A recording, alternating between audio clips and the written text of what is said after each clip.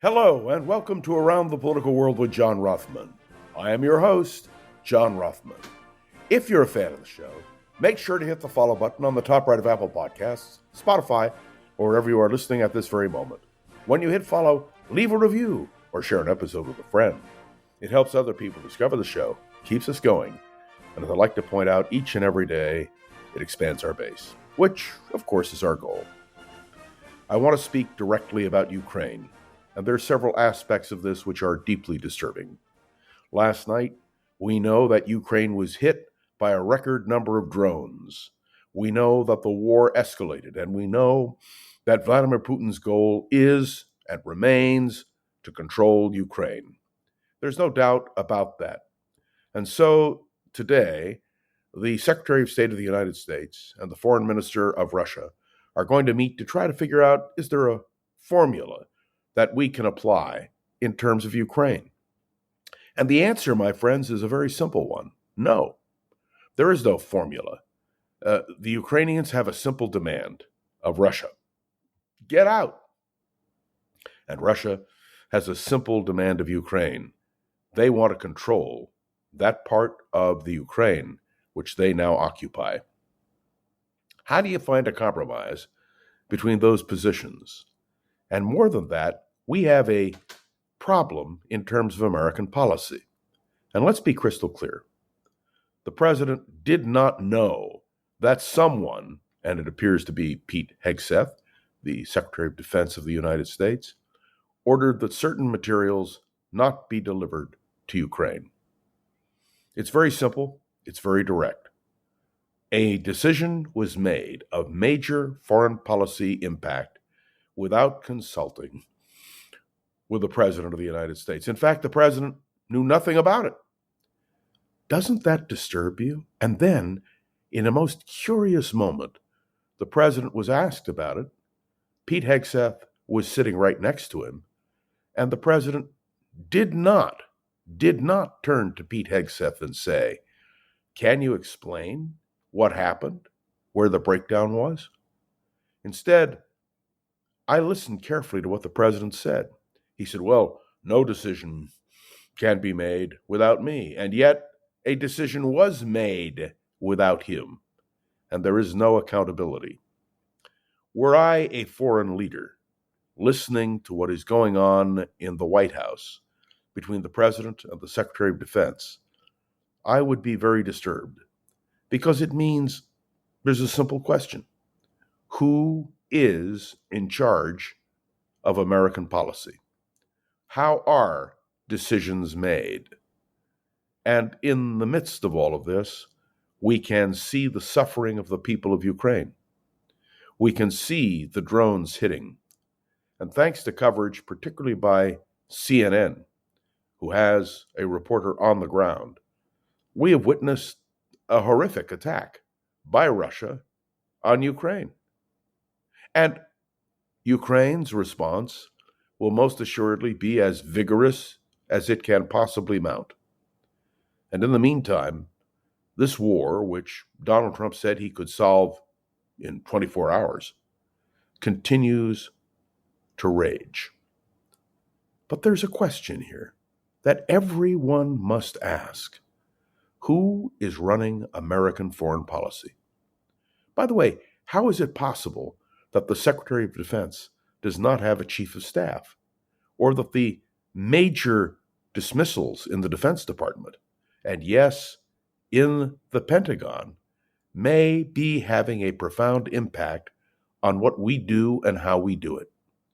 Now, this is not as sexy an issue as what goes on in domestic American politics, but it is an issue of vital import, because the decision-making process of a president who clearly wants to be and is in command of American foreign policy, when you have this kind of faux pas, there's a problem. And who suffers? First of all, the people of Ukraine, no doubt about it.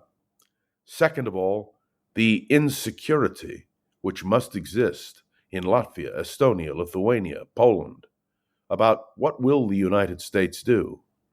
And of course, the insecurity in NATO, NATO must be wondering, what in the world is Donald Trump doing? This is a serious matter of the credibility of American foreign policy. And it doesn't just exist in terms of Russia and Ukraine, that easy problem that Donald Trump thought he could solve with a wave of the hand. This is a deep flaw in the way we are conducting our policy. And so I wanted to address this morning because I believe it to be the quintessential problem of Donald Trump and his administration. The long-lasting effects this will have on American foreign policy are real. I received a message from a listener asking me, but isn't the president now backing NATO?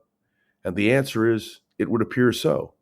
It would appear that the man who hesitated about NATO is now saying, well, you pay 5% and you can stick with it. But that's not a ringing endorsement of what the North Atlantic Treaty Organization was intended to do. NATO was established on a bipartisan basis, Democrats and Republicans, all working together to resist what was viewed in those days as Soviet aggression. Now, the function of NATO is to respond to what is clearly Russian aggression. My hope is that these talks will allow us to understand more completely what the goals are of both sides. Ukraine has stated its position clearly, independence. Russia, I believe, clearly has stated its side, and that is it wants to reestablish the Russian Empire. Are these two points of view reconcilable? I don't think so. And what does this augur then for what is going to go on, I'm afraid, for quite a while in Ukraine? The loss of life, the loss of weaponry, the loss of independence, the loss of control, all of these things play heavily in a troubled world. But we must not allow Ukraine to vanish from the headlines. We must understand that what Ukraine is fighting for is what we all want: freedom and independence. And clearly, Vladimir Putin and Russia, well, they're not good for that. Oh, by the way, you've heard President Trump's latest comments about Vladimir Putin. Interesting, isn't it? They were such good buddies, and now, not so great. It's going to be interesting to see how this unfolds. Thanks for tuning in to another episode of Around the Political World with John Rothman. I am John Rothman. Make sure to follow along. Let me know your thoughts on the show by leaving a review on Apple Podcasts and sharing an episode with a friend or colleague so we can continue to grow and expand, which, of course, is our goal. You can interact with me on Facebook, LinkedIn.